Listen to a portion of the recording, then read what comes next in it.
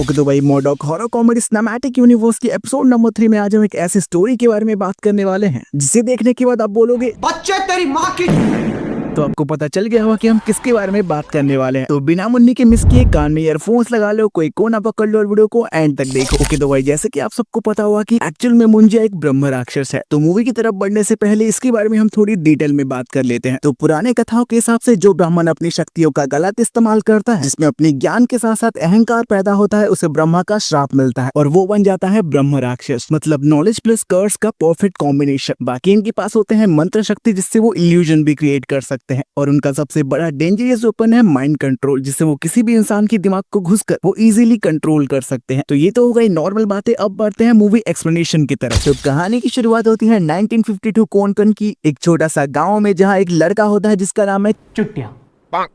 क्या फिर गोटिया, जो दिखने में तो इनोसेंट था पर उसके दिल में था एक डेंजरस ऑब्सेशन, जहां उसे अपनी पड़ोसन मुन्नी से हो गया था प्यार। भाई ये प्यार नहीं पागलपन है। ऐसा क्यों, ये सुनो। क्योंकि मुन्नी गोटिया से इतनी साल बड़ी थी कि गोटिया मुन्नी की चुन्नी बराबर होता। और उसे सुनने के बाद गोटिया के चुटिया कट जाते हैं और वो अपनी टकले चाट कर डिसाइड करता है कि मुन्नी से शादी होने वाले जो लड़का है वो उसे टारगेट करेगा। लेकिन उसके हाइट छोटा होने की वजह से वो उल्टा लात खा कर आता है। एंड देन इसके बाद गोटिया का मुंडन किया जाता है, क्योंकि वो ऑफिशियली बड़ा हो चुका है। इवन इसके साथ ही उसके जो ऑब्सेशन है वो भी बड़े होने लगते हैं। और तभी वो डिसाइड करता है कि अगर मुन्नी उसकी नहीं हो सकती तो उसे पाने के लिए वो कुछ भी कांड करेगा। बट गेस व्हाट, कि वो क्या प्लान किया होगा। मैंने गेस व्हाट भाई, वो एक लड़की को पाने के लिए एक ह्यूमन सैक्रिफाइस रिचुअल प्लान करता है और उसका मेन टारगेट थी उसकी छोटी बहन यानी गीता। वाह भाई, ऐसे बंदों को ना उसके टकले पे ही हेडशॉट दे देना चाहिए। लेकिन इस सिचुएशन से किसी तरह गीता बच तो जाती है, बट उसका शिकार बन जाता है खुद गोटिया। एंड देन इसके बाद गांव के लोग उस बंदे की ऑब्सेशन को देखकर उसे उसी पीपल के पेड़ के नीचे दफना देते हैं, ताकि उसका जो आत्मा है वो वहीं बंधा रहे। लेकिन वही वो चोटिया वापस आता है मुंजिया बनकर, यानी एक ऐसा स्पिरिट जिसका बस एक ही प्राइमरी टास्क है, यानी मुन्नी से शादी करना। दिन कहानी शिफ्ट होता है प्रेजेंट टाइमलाइन में, जहां हम बिट्टू को देखते हैं, जो कि एक सिंपल सीधा साधा लड़का है जो अपनी मम्मी की ब्यूटी सैलून में काम करता है। और बिट्टू के दिल में भी एक क्रश है जिसका नाम है